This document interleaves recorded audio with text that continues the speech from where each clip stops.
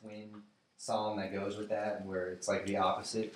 It's the one, I think it's the one that Satan quotes, where it's like your angels will. The one that Satan quotes to Jesus in the desert, and those two psalms like go together. So maybe it's like a flip flop, like that he knew also that it was implied that there's that other psalm that goes with Psalm, and it's the one where like the angels will. Here, let's look at it. I think it's Psalm 22. It might be like Psalm 21 and 22 22 are together, I think. 21 is the one that Jesus quotes from the cross. Okay, then 22 is the one that Satan quotes, I think. I think Satan quotes from Psalm 91. Oh, 91, that's what it is. Maybe I'm way off then, never mind.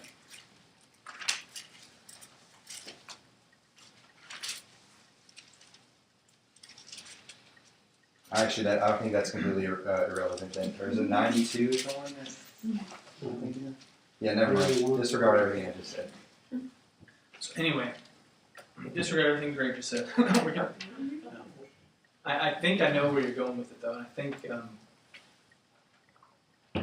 coming in tonight, I basically wanted to go through the introduction to Hebrews, but I was kind of also hoping we would get a little bit into the text because I was excited about getting into the text. Can I read it? Yes, we're going to read at least all of chapter 1, but I want to make this one final point about the kind of the theme of what I think Paul's saying, or the author of Hebrews is saying. So we were talking about the promises that are like, it just kind of real quickly just mentions and kind of glazes over. These inherit the promises. These,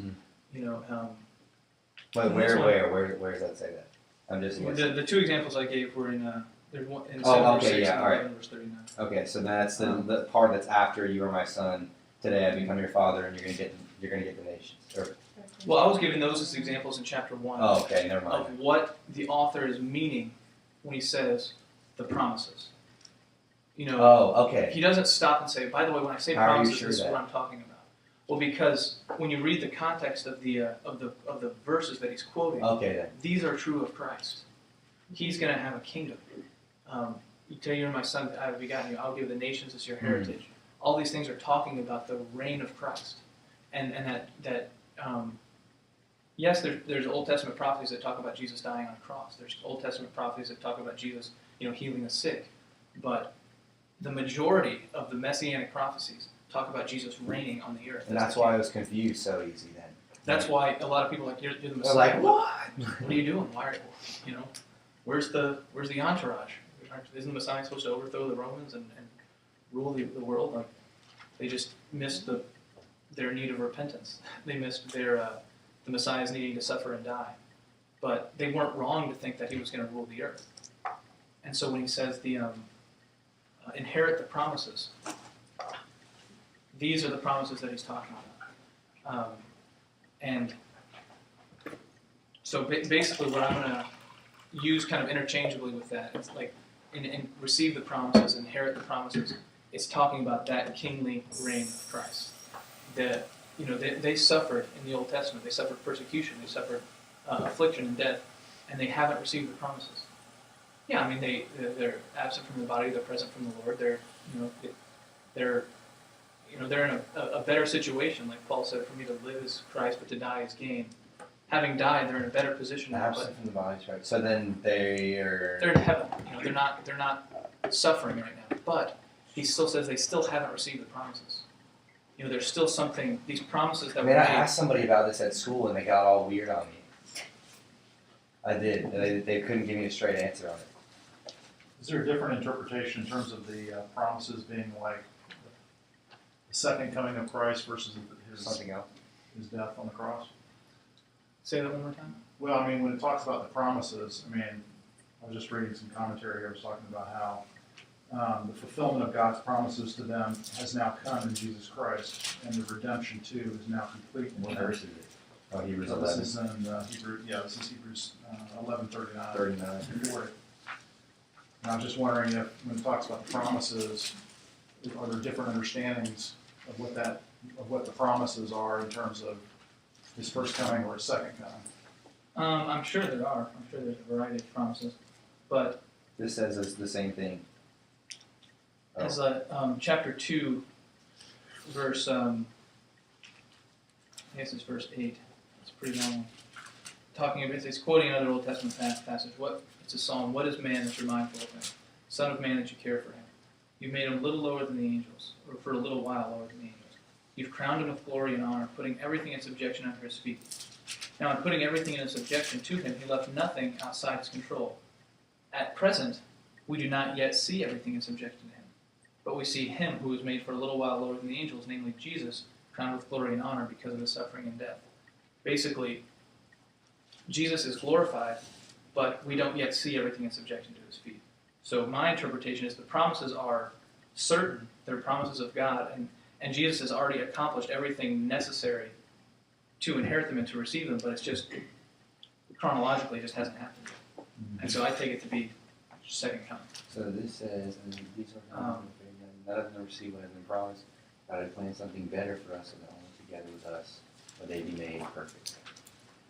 And so when we're reading through the book of Hebrews, there's going to be a number of warning passages like we were talking about before that say, let us take care, let us be careful, lest ...